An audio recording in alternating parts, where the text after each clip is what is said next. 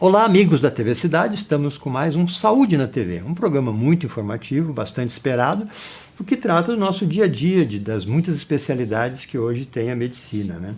Hoje nós temos a honra de receber uma jovem doutora, que já tem uma experiência não só familiar, mas também de muito trabalho, porque ela vai nos contar quanto tempo é de estudo, de residência e de profissão hoje, que é a doutora Mariana Lete, filha do famoso Chico Lete, né? Quem não conhece na cidade, né? Então, Mariana, vou te dar o teu primeiro oi na Câmara 3 aí e dizer praticamente quem é a doutora Mariana para quem ainda não a conhece, né? Vou tirar então a Fica à máscara vontade, assim né? para ficar mais tranquilo. Então, filha do Chico Lete e da doutora Nádia, que por muito tempo foi médica aqui em Farroupilha também. Sim. Sou uma médica otorrinolaringologista. Nome difícil de dizer, né? É difícil, tem que estar treinadinho. Que escolheu a profissão não por influência, como o Lacir estava me perguntando, não por influência direta dos pais, mas por convivência, e a gente acaba se apaixonando, né? E que voltou para a sua cidade natal porque é aqui que eu gosto de estar, foi aqui que eu cresci, e depois de passar Porto Alegre e Rio de Janeiro, a gente volta para cá. Tu também fez alguns A minha residência eu fiz no Rio de Janeiro. Por que você, por opção?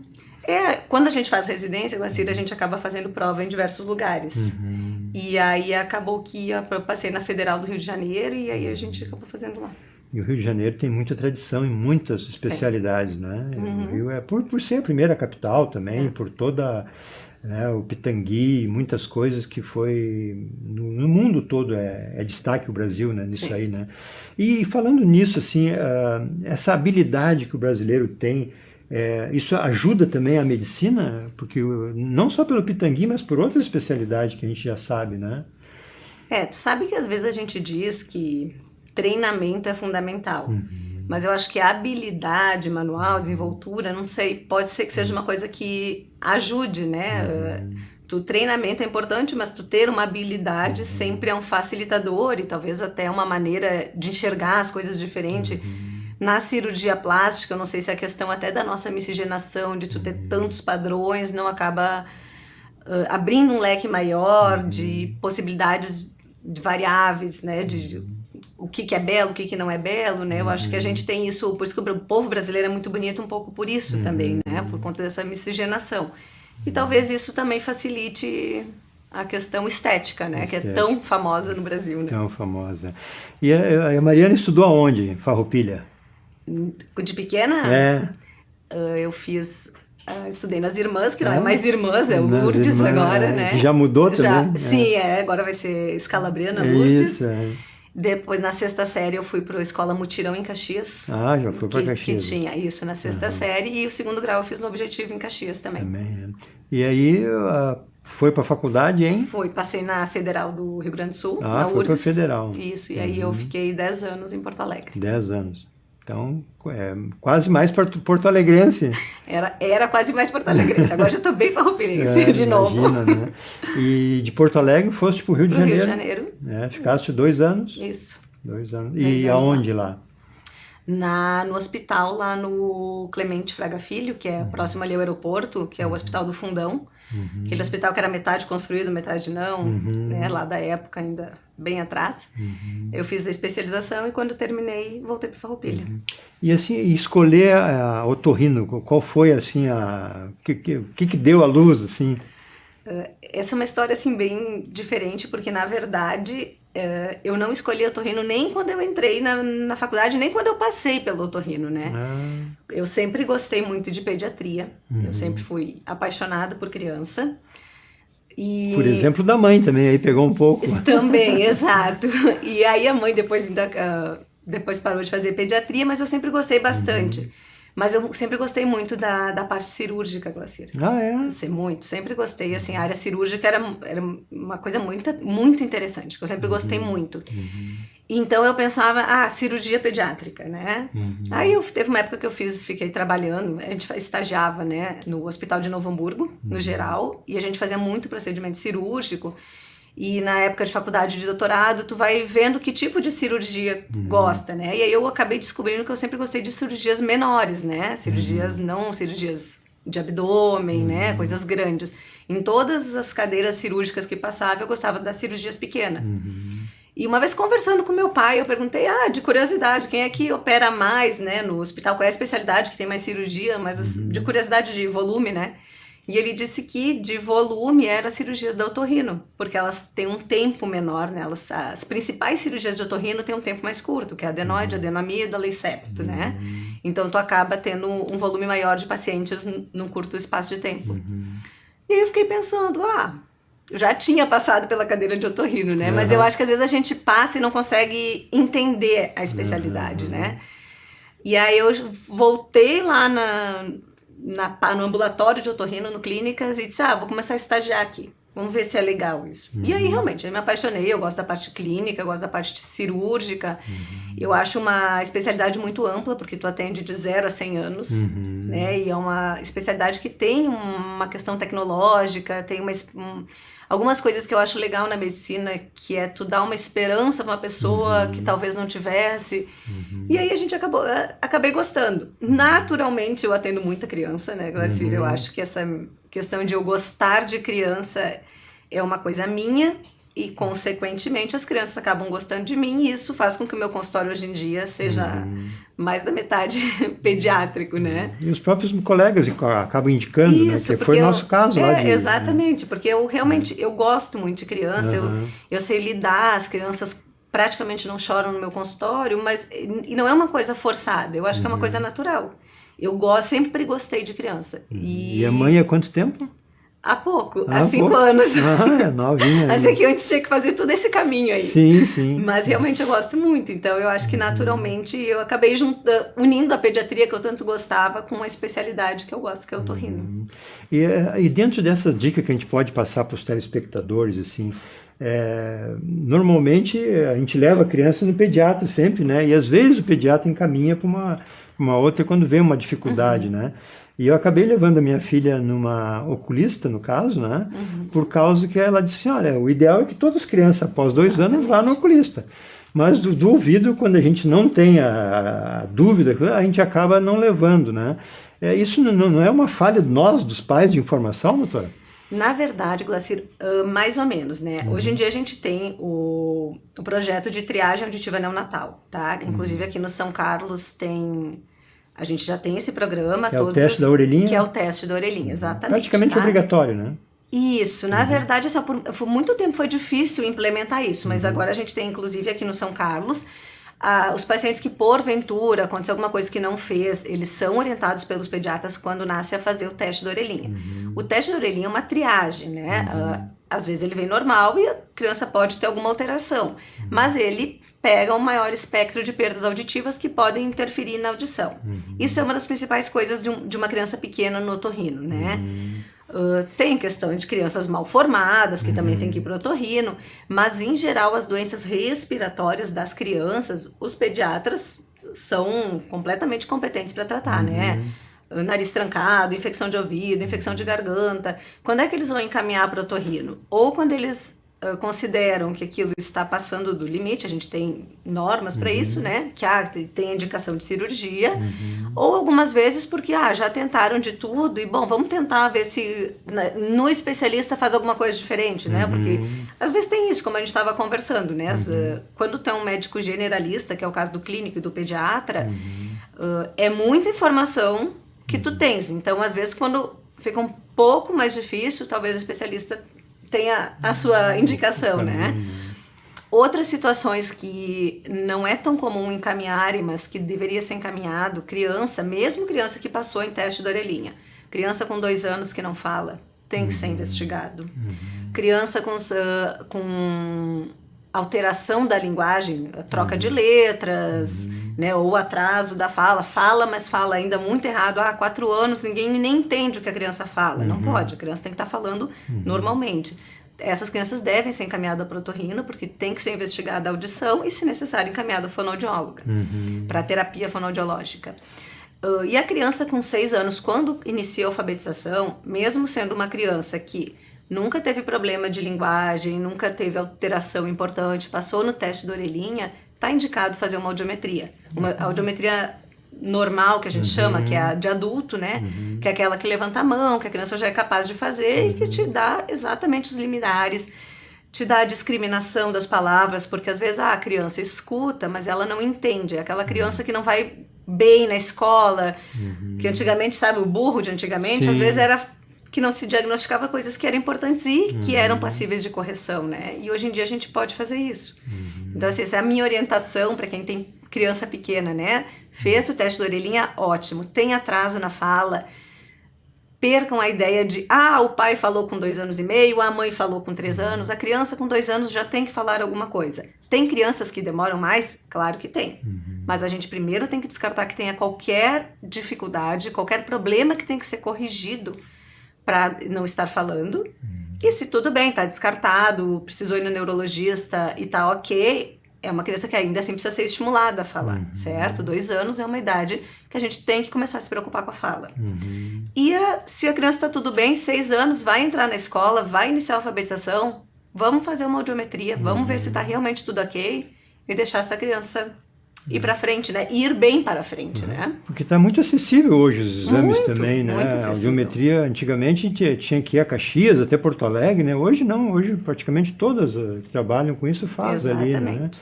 E são aparelhos que evoluíram muito, né? Muito. No último aparelho que a gente fez um teste lá com a filha, era praticamente um celular. Ela botava ali e tinha todas as informações, né? Então evoluiu bastante. E né? são seguros, né? São confiáveis, as fonoaudiólogas são bem treinadas, elas fazem bons diagnósticos. Então, assim, não tem os planos cobrem. Então, a gente... E pelo SUS tem também, né? Não tem por que a gente não fazer essa investigação, né? Então, o ideal, tudo certo, mas com 6 anos, o ideal seria fazer um exame, Exatamente. um exame básico, né? Sim, não dói, as crianças não têm medo, é tranquilo de fazer. É fácil de ver a criança, A criança reagir, entende fácil. É bem fácil, né? Doutora Mariana, e essa grife da família, assim, de LET, isso pesa bastante? O compromisso fica maior, porque toda a cidade, por ser pequena ainda, né? A gente contou ali 6 ou 7 médicos ainda LET na cidade, né? É uma grife que pesa, que conta? Olha, Glacira, eu vou te dizer que assim, claro, sempre conta assim, existiram 2 pessoas aqui, 2 LETs e junto a minha mãe, que era LET na época, assim, que fizeram uma história muito bonita na cidade, Sem né? dúvida. De caráter, de correção, né? E eu acho que a gente seguir isso é importante. Eu acho que seria feio daqui a pouco a gente ser um médico falcatrua, tu entende? Porque não foi isso que nos foi ensinado, né? E realmente não foi isso que nos foi passado, né? Os 3, o tio João, o pai e a minha mãe sempre foram médicos muito corretos, né? Sem dúvida. De um caráter, exatamente. São pessoas que as pessoas respeitam, são pessoas de caráter. Tanto que o meu tio tem ali o bloco cirúrgico do hospital em homenagem a ele, tem um posto de saúde, que são coisas que eu acho muito legal, né? Claro. Mas que eu vejo que o fato de eu ser LET não me diferencia de outros médicos que são bons e corretos, né? Certo. Eu acho que, assim, cidade pequena tem isso, mas pra mim, é o sobrenome que eu cresci, eu acho que o meu pai e minha mãe sempre fizeram questão de dizer que a gente nunca foi melhor que ninguém, né? E então, assim, eu não acho que eu mereço mais, que eu deva mais, nem nada por isso, né? O esforço é o mesmo. O esforço tem que ser o mesmo, e eu acho que tem outras pessoas que vieram de famílias que não têm tradição nenhuma na medicina e que são excelentes médicos aqui em Farroupilha, assim, dá para citar em números, né? Sem dúvida. Então, claro, é legal, eu acho que a tradição do nome da família é legal para qualquer coisa, né? Mas eu realmente não me acho diferente de ninguém por causa disso, né? Bom. Eu acho que a gente tem que se esforçar para manter o que foi bonito no nome da família, mas que não nos faz melhor ou pior que ninguém, né? E voltando lá para o Rio, você ficou 2 anos e resolveu voltar para a terrinha.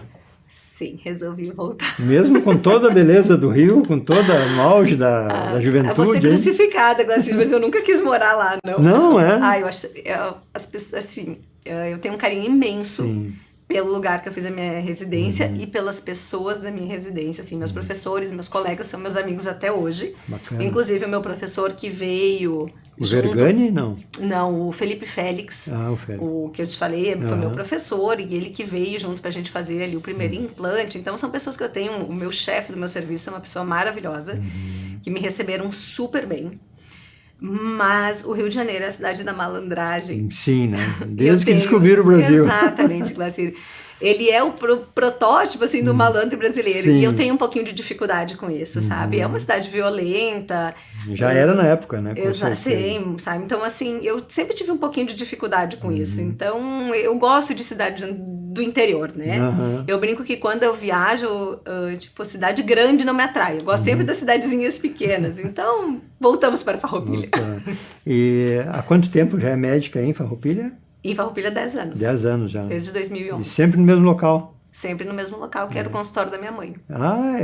Isso. Porque teve uma época que ela atendeu ali junto com o Ervino também, não atendia ali? Não, ali quem atendia era a Niara. Ah, Niara. Isso, que era a esposa do Augustinho. Ah, tá certo. Mas a mãe atendeu ali quando ela parou de clinicar, que ela foi fazer especialização foi pro INSS, né? Perícia médica. Perícia em geral? Não é perícia, é a perícia de trabalho. Ah, perícia de trabalho. Agora me fugiu o nome. Aí ficou um tempo fechado o consultório, aí a minha irmã veio pra cá com meu cunhado, a doutora Daniela e o doutor Luciano Castilhos, começaram a atender ali no consultório, aí a gente expandiu ali o consultório, ficou como tava pra voltar também, né? E aí eu fiquei no consultório que era da mãe, e ela e o Luciano ficaram na sala do lado, mas que é o mesmo consultório ali, né? Essa recepção é a mesma. É mais de uma sala, né? Com certeza. Isso, são 3 salas. 3 salas, é grande ali, né? E a Mana também é mais ou menos nessa linha, escolheu... Também. E se formou onde também, em Porto Alegre? A Dani fez faculdade na UBRA e a residência aqui na UX. Ah, tá. Então, 10 anos de profissão, são quantos anos 6 anos de medicina? São 6 de medicina, mais 3 de otorrino. 9 anos só de estudo, incluindo a residência? Isso, que é em otorrino. Residência são os 3 anos. São 3 anos, né? Isso. O normal não é 2? Não, a otorrino faz muito tempo que são 3 anos, mas depende da especialidade. Por exemplo, na ginecologia eu acho que eram 2, mas agora já são 3 de novo. É 3 também. Se tu fizer alguma especialidade em clínica médica, por exemplo, cardiologia, tu vai fazer 2 anos de clínica, mais 2 ou 3 de cardiologia. Poxa vida. Não, a gente não para de estudar nunca. Pois é uma coisa... Por isso que é difícil. E caro também, né? Porque os livros, tudo, né? Tudo. Os livros continuam ainda, né? Não parou muito. Ou ainda está digital já. Na faculdade eu não sei te dizer, tá, Glacir? Eu acredito que os livros tradicionais seguem tradicionais, mas até a faculdade de medicina também mudou muita coisa e eu não tenho tanto contato, então eu não sei te dizer. A gente, hoje em dia, a gente se informa muito por artigos médicos, né?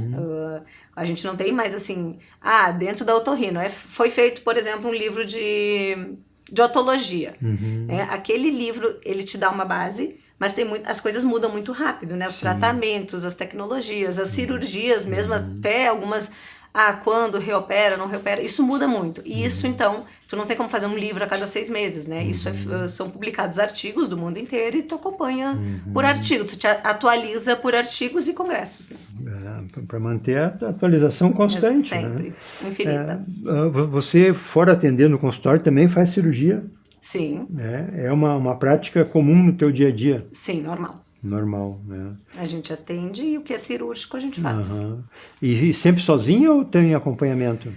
Depende. As cirurgias menores, que é a adenamida, septo, normalmente é sozinha, né? Cirurgias maiores, como mastoide, às vezes vem um colega ficar junto. Depende muito da cirurgia e da complexidade da cirurgia, né? Às vezes tu tem um caso muito complicado e aí é bom tu ter um colega junto, às vezes até para discutir, né? Tá ali, tem 2 pessoas vendo aquilo. Mas para um leigo, assim, o ouvido não é sempre complicado? Por ser interno, por ser na cabeça? Depende. Se for só um tubinho de ventilação, não costuma ser complicado. Mas É quase externo. É só no tímpano, é bem externo mesmo, né?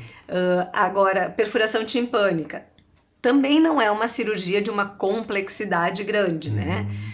Uma mastoidectomia, por exemplo, paciente que tem um ouvido que vaza, né? Que pode ter um colesteatoma, alguma coisa assim. Algumas vezes é uma cirurgia mais complexa, mas menor. Às vezes é uma cirurgia maior, que já tem comunicação com o cérebro, que pode dar paralisia facial. Então, às vezes, é bom ter outra pessoa junto.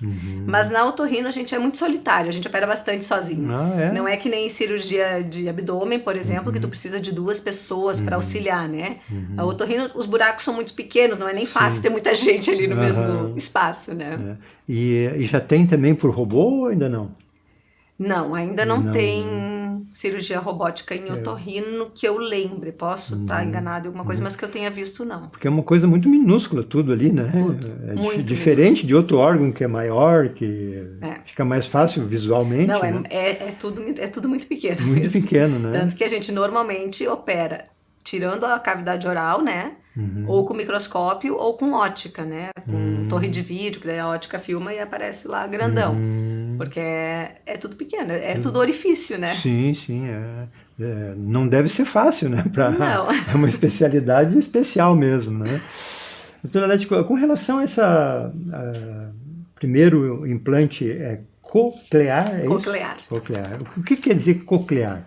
Da cóclea. Da cóclea. Isso. Que é um órgão interno. É um órgão interno do ouvido, né? A gente tem, na transmissão do som, pena que eu não tenho nenhuma imagem aqui, mas o som vem, vamos supor, ele pode entrar por dentro do ouvido, via aérea, né? No buraquinho do ouvido, para ficar fácil de entender, ou pelo osso atrás, né? Que é a transmissão óssea. Qualquer um dos dois tu vai transmitir o som, ali o aéreo vai vibrar a membrana timpânica, por isso que quem tem perfuração tem problema para escutar, e vai estimular a cadeia ossicular, que são os 3 ossinhos, martelo, bigorna e estribo que a gente tem. A cadeia ossicular vai estimular a cóclea, que vai mandar o som para o nervo auditivo e mandar para o cérebro, né? Quando tu tem uma alteração em qualquer uma dessas etapas da audição, tu vai escutar menos ou não vai escutar, né?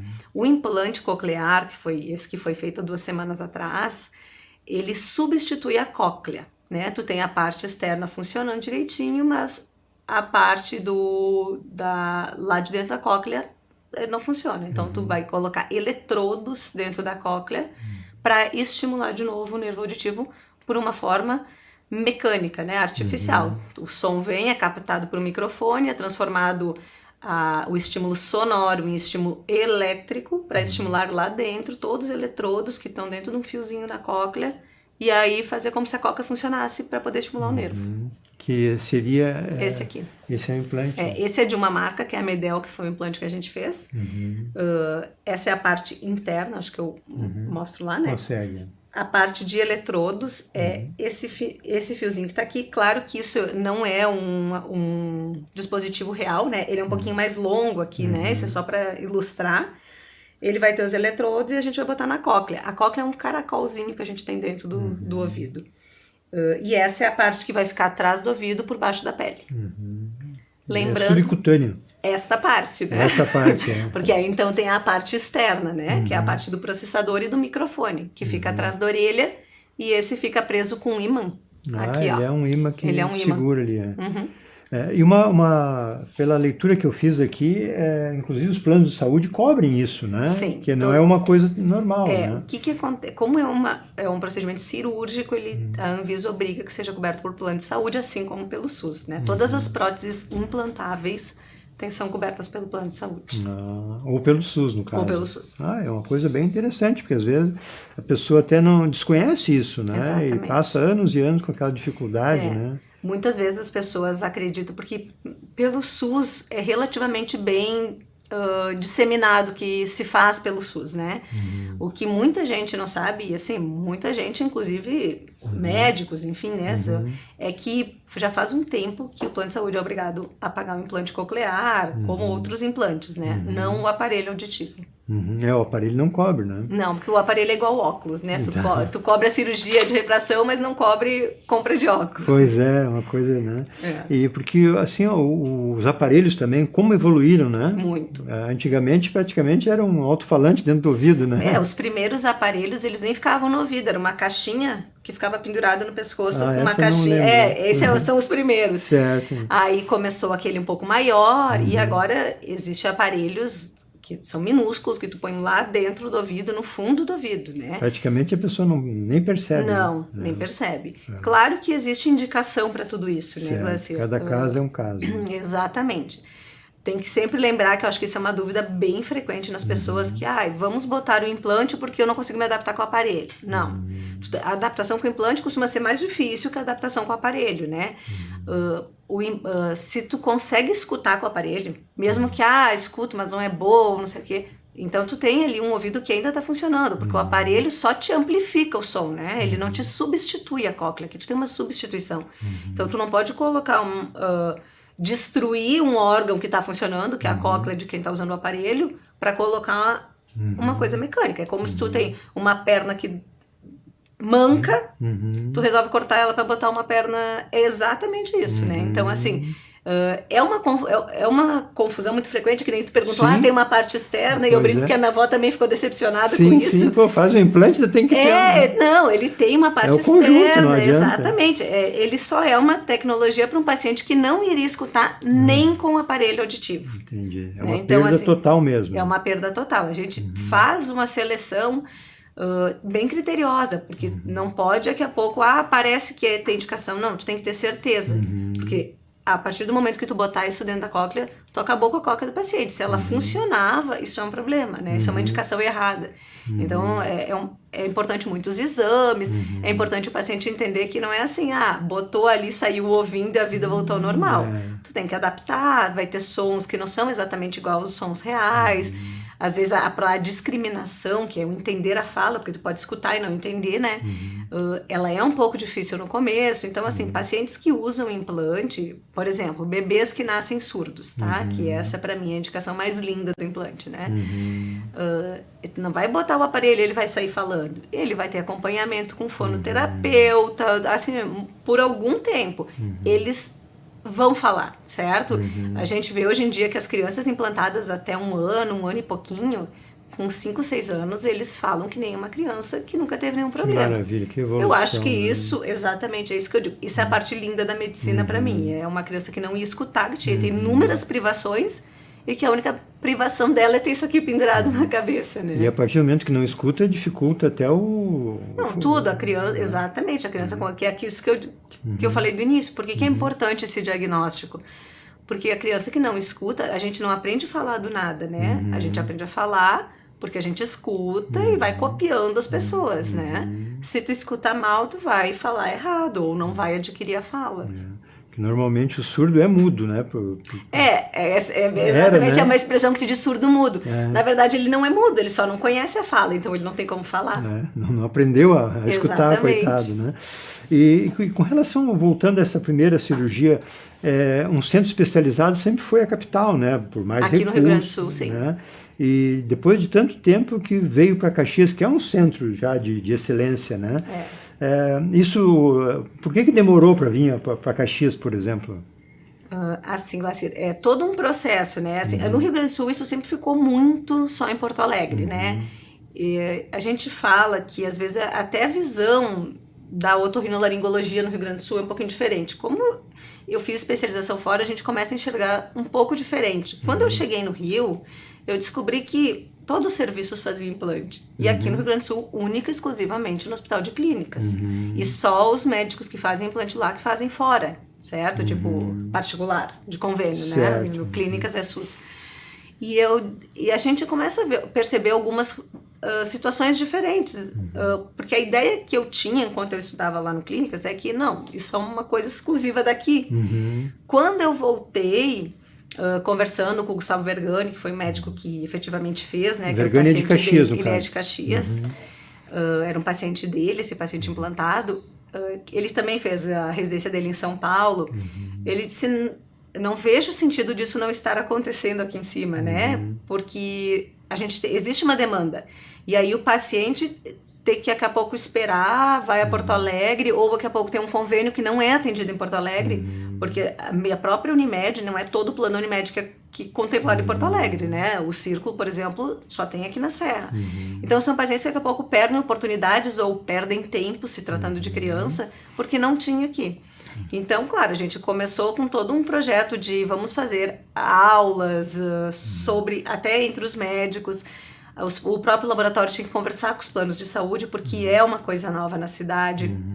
Esse primeiro implante demorou para sair, porque o plano sempre demora para autorizar, normal, faz uma briga aqui, faz uma briga ali, vai segurando, vai dificultando, né? Olha, do plano é segurar, né? Glacir, eu vou te dizer que esse implante levou 6 meses para o plano liberar. Porque assim, e aí a hora que libera, tu não tem um motor adequado, tu não tem um microscópio adequado, então assim... tudo isso dificulta, né? E claro, eu entendo o lado do plano, que tem a questão Sim, financeira, certo. e tá certo, né? Mas existe outro lado, que é o do paciente, né? Sim. Que tá todos esses 6 meses perdendo a possibilidade de estar escutando e estar progredindo na sua vida. Mas enfim, graças a Deus saiu. Eu acho que a partir do momento que saiu primeiro, a tendência também é que as pessoas tenham esse conhecimento, né? Porque muitas vezes se tu não tem o conhecimento, tu não indica, não encaminha, né? Eu tive pacientes que dizem, mas o meu familiar ficou assim, tá ali, usa aparelho, prefere usar Libras, né? Porque isso também é comum, tem pessoas que estão, a gente tem em Caxias, né, uma escola de Libras, tem muita gente que dentro da comunidade dos surdos existe um preconceito com aqueles que usam implante, tá? Então, assim, existe toda uma situação que a gente também tem que respeitar e trabalhar, né, na família e nos pacientes. Então, demorou porque é uma situação, tudo que é novo demora um pouquinho, mas eu acho que agora a tendência é que as pessoas tomarem o conhecimento e também procurarem, né, por si próprias, sem precisar de indicação de ninguém, né. Nesse primeiro implante, quem coordenou foi o Vergani ou foi esse de fora? Não, a equipe... Existe a equipe aqui em Caxias, a princípio somos 3 médicos, né? Eu, o Dr. Gustavo Vergani e o Dr. Fabiano Aita, os 2 são de Caxias, além das fonoaudiólogas, né? Aqui em Farroupilha tem a Leila Envolveu Monato. 10 pessoas nessa... Isso, porque é uma equipe, né? E como foi o primeiro, tava a equipe toda junto, né? O paciente era do Dr. Gustavo Vergani, né? Quem faz a cirurgia é ele, a gente auxilia. O Dr. Felipe, que veio do Rio... Ele vem pela empresa do implante, né? A Medel, os primeiros implantes que acontecem em cada lugar, eles mandam professores contratados por ele junto. Para se por algum acaso acontecer alguma coisa, der alguma coisa errada, ele tá aí. Para iniciar o processo, praticamente, né? Na verdade, assim, o Felipe, ele ficou ali, quem fez a cirurgia foi o Dr. Gustavo mesmo. O Vergani, no caso. Isso. Né? E envolveu toda a cadeia, no caso ali. Sim, porque aí a partir do momento que coloca o implante, tem que testar se o implante está funcionando, né? Isso se faz por telemetria e quem faz isso é o pessoal da fonoaudiologia. Depois disso, o paciente fica em torno de 30 dias com o implante desativado. Ele só tem o implante ali, mas não funciona, não escuta nada. Pois tem que fazer toda a cicatrização cirúrgica, né? Antes de estimular. A partir mais ou menos de 30 dias é que pode ativar o implante. Aí essa parte quem faz é a equipe de fonoaudiologia. Elas ativam e começam as terapias fonoaudiólogas.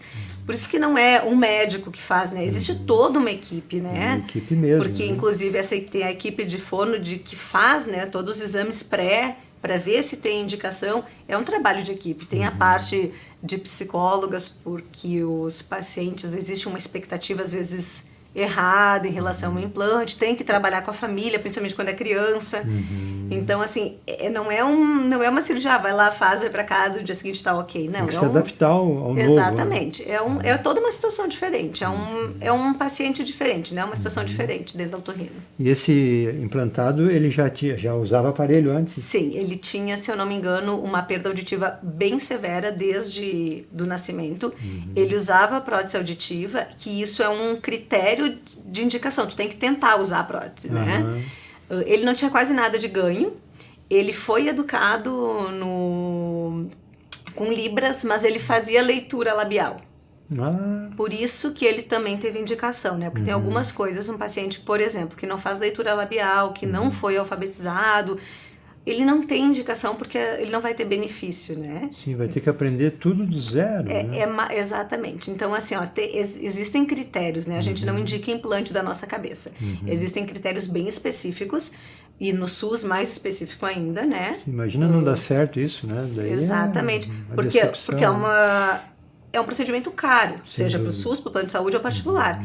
Então, não adianta a gente gastar tudo isso num paciente que a gente já sabe de antemão que não vai ter resultado. Então, é melhor deixar o paciente com as Libras, enfim, né? Se comunicando da forma dele. Voltando para o aparelho, essa evolução que você acompanhou nos últimos 10 anos, praticamente, de lida, né? E 10 mais 6 são... Não, 18, né? 6 mais 3 dá 9, mais 10 dá 19 anos já. Exatamente. Mas começou com 10 anos. Assim entrega a verdade. Não, começou com 10 anos no mínimo. A doutora, essa evolução, assim, é tudo coisa ainda estrangeiro, né? Esses aparelhos externos, né? Na verdade, assim, as empresas de implantes são todas estrangeiras, de aparelho a gente já tem empresas nacionais. o que é importante assim, né, Glacier? Existe um preconceito com o aparelho, né? As pessoas não querem usar aparelho, né? E eu não entendo por quê, porque as pessoas usam muleta para caminhar, usam óculos para enxergar e não querem usar aparelho para escutar, né? Mas os aparelhos são muito bons, né? O que às vezes muda, assim, por exemplo, uma criança que coloca aparelho vai precisar de uma tecnologia daquele aparelho que um idoso de 70 anos não precisa, né? A criança vai mexer com Bluetooth, vai ouvir TV, vai usar dispositivos, vai ter aula. Então, o aparelho de uma criança é um aparelho muito mais complexo tecnologicamente do que um aparelho de um idoso de 75 anos, que a única coisa que ele faz é ficar em casa e ver TV. Só que eu ouvi mesmo. Exatamente. Então, assim, isso também faz diferença no custo do aparelho, né? Mas eles são todos bons. O que muda é o que tu pode fazer com o aparelho, né? A gama de possibilidades que tu pode fazer com o aparelho. Por exemplo, tem aparelhos que tu atende o telefone com o aparelho. Então, tu vai configurar lá no aplicativo, quando toca o telefone, tu atende e a fala fica aqui, ou fica no ouvido bom do aparelho. Então, assim, são inúmeras possibilidades. E eu acho que o problema do aparelho é o preconceito e o momento tardio que as pessoas... E agora falando mais da pessoa mais velha, né? As pessoas... O que a gente escuta? Não, eu acho que ainda tá bom. Quando eu não estiver mais escutando, eu vou botar o aparelho. Isso é muito ruim, né? É de tempo, né? Porque na verdade tu te acostuma com o silêncio. O que eu digo no consultório, que ainda mais agora com a janela aberta, meu consultório faz bastante barulho, porque é no centro. Eu digo assim, vocês estão escutando o carro, o passarinho, a obra. Normalmente as pessoas não estão escutando nada daquilo. Então, quando tu coloca um aparelho e tu começa a escutar os outros ruídos, isso começa a atrapalhar. E o paciente diz, porque o aparelho faz barulho. Não, a vida faz barulho, né? Não é o aparelho que faz barulho. E claro, o som não é o mesmo que escutar com o ouvido. Então, assim, exige uma adaptação também. E os pacientes mais velhos têm resistência com isso. Não é só colocar o aparelho, né? Por isso que eu tenho bastante restrição quando esses aparelhos são vendidos por não fonoaudiólogos, sabe? Não serviços. Não. Teve uma avaliação médica para ver se tem indicação. Tem paciente que tem perfuração de tímpano, que tem ouvido que vaza, que não tem a cóclea, não vai ter ganho. Então, assim, não é só fazer uma audiometria e dizer, vamos botar um aparelho, que a gente vê acontecer em muitos locais de comércio. Não.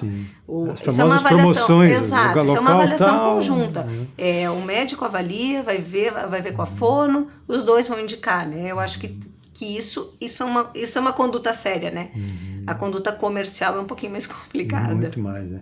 Esse mesmo aparelho que a gente conversa aí, ele tem regulagens que são automáticas, numa coisinha pequenininha, minúscula, né? O que evoluiu essa tecnologia é fantástico. Exato. Né? Hoje em dia tu faz tem aparelhos que tu regula no celular, né? Que é bom, né? A gente até vê que tem uma dificuldade, como os aparelhos são menores, as pessoas mais idosas, elas não têm motricidade fina. Elas têm dificuldade em aumentar volume, regular, abrir pilha. Isso é uma coisa que eu acho que às vezes atrapalha um pouco. Mas a gente já tem aparelho recarregável, né? Que não troca pilha. Então, assim, as coisas estão melhorando, né? Eu acho que o importante é as pessoas entenderem que começou a perder a audição, e não importa se ainda não está surdo, né? Começou a perder a audição, tem indicação de protetizar, certo? Que é botar o aparelho. Mas eu tô escutando, por que eu vou ficar que nem um velho usando aparelho? Gente, porque qualquer pessoa usa aparelho, né? Que nem óculos. Tu não espera ficar cego e não enxergar e bater com a cara na parede antes de botar um óculos, entende? Mas essa diferença que as pessoas não conseguem entender, né? Talvez pelo estigma do surdo, velho, né? Exato, Tu é surdo, como mas se fosse... Mas tá na hora de perder o estigma, né? É uma natureza, não adianta, né? Exatamente. Então, por incrível que pareça, já passamos de 30 minutos, né? Com relação à criança voltando, né? Porque a criança, ela compensa um pouco no começo, né? Compensa muito. Muito, né? Muito. Tanto o oculista, os olhos, como o ouvido. Eu tive 2 casos da minha primeiro neném, que com 10, 12 anos, que a gente foi descobrir que ela não enxergava. Porque na escola, como ela não sentava no fundo, ela não via o quadro, ela passou para frente, ela mesma. Achou melhor porque ela achava que era normal isso, né? E se descobriu que era melhor para ela, né? Claro. E se descobriu isso assim. E a outra de criança pequena também, e descobrir por acaso. Como é difícil isso sem esse exame que você sugere no começo ali, né? É bem difícil, Glacier. Porque assim, Às vezes tu não tem audição de um ouvido e compensa do outro. A gente tem uma plasticidade neuronal muito grande, o cérebro, especialmente em criança, porque eles são uma esponja, eles absorvem tudo, eles aprendem tudo e o cérebro está sempre assim. Se esse lado não está funcionando, o cérebro vai fazer esse lado funcionar e compensar esse lado. Claro que vão existir várias perdas sutis, mas a criança vai escutar, vai interagir, vai falar, mas ao longo da vida isso vai atrapalhar de alguma forma, porque tu tem todo um lado, tu perde localização de som, né? Tu perde algumas sutilezas do som, e isso vai atrapalhar. É muito difícil para a família fazer esse diagnóstico, né? Ninguém fica tapando um lado, tapando o outro. E às vezes, se a perda é muito pequena, é impossível para a família fazer o diagnóstico, né? Por isso, o teste da orelhinha, ele é indicado, tá? Porque é uma triagem. No teste de orelhinha, a gente já acaba pegando muitos casos que passariam, certo? Aí tu vai me dizer, tá, mas se o cérebro dá conta, por que tem que fazer alguma coisa? Porque em algum momento aquilo ali vai pesar. Tu escutar de um ouvido só é diferente de escutar de dois. Tu adapta, mas não é a mesma coisa, né? É a mesma coisa da visão. É a coisa da adaptação. Eu vou olhar mais de perto, mas não é a mesma coisa. Então tu acaba perdendo muitas coisas. Por isso que hoje em dia a orientação é de consultar um oftalmologista, né? 1, 2 anos. Isso numa criança sadia, né? Nós nem estamos falando de crianças que têm um risco maior, né? Numa criança sadia. Tem que consultar o oftalmologista precocemente, se tem história familiar, mais ainda. Na audição, tem que investigar a audição precocemente, né? Porque são coisas que a gente não tem como enxergar, não é que nem uma criança que não caminha, né? Claro. A audição e a visão, tu não tem como mensurar em casa, a não ser que seja muito importante. Só com exames realmente Exatamente. específicos, né? Doutor, eu quero lhe agradecer mais uma vez pelo convite. A casa está à disposição, sempre que tiver uma novidade tão importante quanto essa, se quiser vir na TV, estamos à disposição, né? E agradecer os seus conhecimentos de grande importância para os nossos telespectadores, tá? Eu que agradeço o convite. Muito obrigada, foi um prazer. Tá bom, obrigado.